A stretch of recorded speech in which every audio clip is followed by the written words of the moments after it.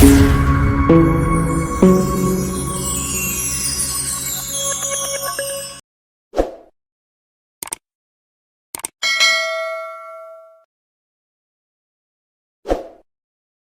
फुले, वह महात्मा जिन्हें अपना गुरु मानते थे, बाबा साहब अंबेडकर। महात्मा ज्योतिबा फुले का जन्म 11 अप्रैल 1827 को पुणे में एक माली परिवार में हुआ था। उन्होंने देश में दलितों और महिलाओं को सामाजिक न्याय देने के लिए संघर्ष की शुरुआत की। यही कारण है कि संविधान के निर्माता डॉक्टर भीमराव अंबेडकर उन्हें अपना तीसरा गुरु मानते थे। महात्मा ज्योतिबा फुले की गिनती महात्मा गांधी से पहले सबसे महान समाज सुधारकों में होती है। वह पूरी जिंदगी छुआछूत, अशिक्षा, महिलाओं के खिलाफ अत्याचार जैसी सामाजिक बुराइयों के खिलाफ लड़ते रहे। महात्मा ज्योतिबा फुले का जन्म 11 अप्रैल 1827 में पुणे में हुआ था। उनका पूरा नाम ज्योतिराव गोविंदराव फुले था। उनका परिवार माली का काम करता था। यही कारण है कि उनके नाम के साथ फुले उपनाम जुड़ा था। उनके पिता का नाम गोविंदराव था और मां का चिमणाबाई। जब ज्योतिबा फुले सिर्फ 1 साल के थे तो उनकी मां चल बसी, जिसके बाद उनका लालन पालन सगुणाबाई नाम की महिला ने किया। ज्योतिबा फुले की प्रारंभिक पढ़ाई मराठी में हुई। 1840 में उन्होंने सावित्रीबाई से शादी की, जो आगे चलकर खुद एक महान समाज सेविका के रूप में उभरी। दोनों ने मिलकर दलितों और महिलाओं के उत्थान के लिए कई प्रयास किए। महिलाओं को शिक्षा से जोड़ने के लिए दोनों ने मिलकर 1848 में पहला गर्ल्स स्कूल खोला। गरीबों और दलितों को सामाजिक न्याय दिलाने के लिए ज्योतिबा फुले ने 1873 में सत्यशोधक समाज की स्थापना की। सामाजिक न्याय के प्रति उनके संघर्ष को देखते हुए 1888 में उन्हें महात्मा की उपाधि दी गई। कैसे मिली प्रेरणा? 1818 में मराठा और अंग्रेजों के बीच भीमा कोरेगांव युद्ध हुआ। इस लड़ाई में अंग्रेजों की जीत हुई। कहा जाता है कि इस लड़ाई में अंग्रेजों की ओर से महार समुदाय के सैनिकों ने अपने अस्मिता की लड़ाई के तौर पर बड़ी संख्या में हिस्सा लिया, जिन्हें अछूत समझा जाता था। हालांकि इसके बाद भी दलितों के जीवन में कुछ खास बदलाव नहीं आया। धीरे धीरे ईसाई मिशनरियों ने उन्हें शिक्षा से जोड़ा।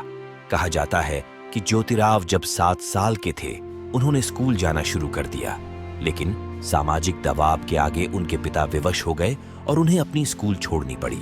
पढ़ाई छूटने के बाद ज्योतिबा खेती में अपने पिता का हाथ बंटाने लगे, लेकिन उनकी जिज्ञासा और प्रतिभा ने उर्दू फारसी के विद्वान गफ्फार बेग और ईसाई पादरी लिजीट को अपना कायल बना दिया और उन्होंने गोविंदराव को अपने बेटे को स्कूल भेजने के लिए समझाया।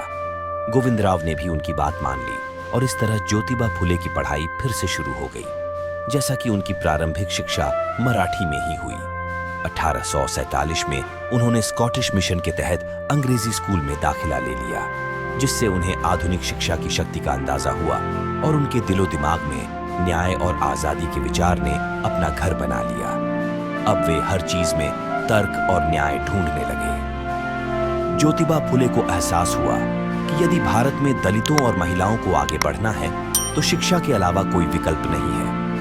इसी विचार के तहत उन्होंने सबसे पहले सावित्रीबाई फुले को शिक्षा से जोड़ा और उन्हें यह एहसास कराया कि महिला हो या पुरुष, दोनों बराबर हैं। दोनों को इस मुहिम में सगुणाबाई, फातिमा शेख जैसी कई सहयोगियों का भरपूर साथ मिला। इसी विचार को जमीन पर उतारने के लिए उन्होंने 1848 में देश का पहला गर्ल्स स्कूल खोला और हजारों वर्षों से शोषित समुदाय के न्याय के लिए खुलेआम धार्मिक ग्रंथों को चुनौती दी। इस तरह सावित्रीबाई फुले न सिर्फ इस स्कूल की बल्कि पूरे देश की पहली महिला शिक्षिका बनी। बता दें कि ज्योतिबा फुले 1873 में मूल रूप से मराठी में लिखी अपनी किताब गुलामगिरी में धार्मिक ग्रंथों, देवी देवताओं और सामंतवादी ताकतों के झूठे दंभ पर चोट करते हुए शूद्रों को हीन भावना त्याग कर आत्मसम्मान के साथ अपनी जिंदगी जीने के लिए प्रेरित किया है। इस किताब में उन्होंने इंसानों में भेदभाव को जन्म देने वाले विचारों पर तार्किक तरीके से हमला किया है। साथ ही महिला शिक्षा को लेकर ज्योतिबा फुले का विचार था, पुरुषों ने महिलाओं को शिक्षा से सिर्फ इसलिए वंचित रखा है ताकि वे अपनी अधिकारों को कभी समझ न सकें। ज्योतिबा फुले ने न सिर्फ महिलाओं को शिक्षा से जोड़ने का प्रयास किया, बल्कि विधवाओं के लिए आश्रम बनवाए, उनके पुनर्विवाह के लिए संघर्ष किया और बाल विवाह को लेकर लोगों को जागरूक किया। हालांकि वर्षों के संघर्ष के बाद उन्हें एहसास हुआ कि यदि दलितों और महिलाओं को मुख्य धारा से जोड़ना है तो जाति व्यवस्था को धार्मिक और आध्यात्मिक आधार देने वाले व्यवस्थाओं पर चोट करके कुरीतियों को खत्म करना होगा। इसलिए 24 सितंबर 1873 को उन्होंने सत्यशोधक समाज की स्थापना की। इसका मूल उद्देश्य तमाम पौराणिक मान्यताओं का विरोध कर समाज को एक नए सिरे से परिभाषित करना था। डॉक्टर भीमराव अंबेडकर ज्योतिबा फुले को मानते थे अपना गुरु। 1891 में भीमराव अंबेडकर के जन्म से कुछ महीने पहले ही महात्मा ज्योतिबा फुले ने इस दुनिया को अलविदा कह दिया था। लेकिन संविधान के निर्माता डॉक्टर अंबेडकर ने बुद्ध और कबीर जैसे महात्माओं के साथ ज्योतिबा फुले को अपना तीसरा गुरु माना।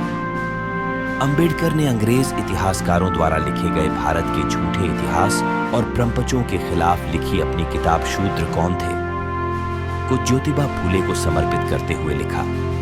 उन्होंने हिंदू समाज में छोटी जाति के लोगों को उच्च जाति के प्रति अपनी गुलामी की भावना के खिलाफ जगाया और सामाजिक लोकतंत्र की स्थापना को अंग्रेजी शासन से मुक्ति पाने से भी कहीं जरूरी बताया। यह किताब महात्मा फुले की स्मृति में सादर समर्पित। दलितों और महिलाओं के अलावा ज्योतिबा फुले ने किसानों की समस्याओं को भी एक नया विमर्श दिया। 1882 में लिखी अपनी किताब किसान का कोड़ा में उन्होंने किसानों की दुर्दशा को दर्शाया है। वह किताब में लिखते हैं, अंग्रेज अधिकारी ब्राह्मणों के प्रभाव में आकर अपनी जिम्मेदारियों से भागते हैं और वे सेठ साहूकारों के साथ मिलकर किसानों का शोषण करते हैं और यहाँ से धन ऐंठ कर अपने मुल्क यूरोप पहुंचाते हैं। बेबस किसान सब बर्दाश्त करता रहता है।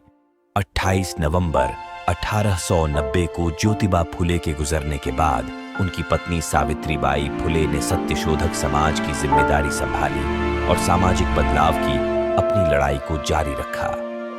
वास्तव में सामाजिक न्याय के संदर्भ में सत्यशोधक समाज द्वारा दिखाए गए रास्ते आज करीब 150 वर्षों के बाद भी प्रासंगिक हैं।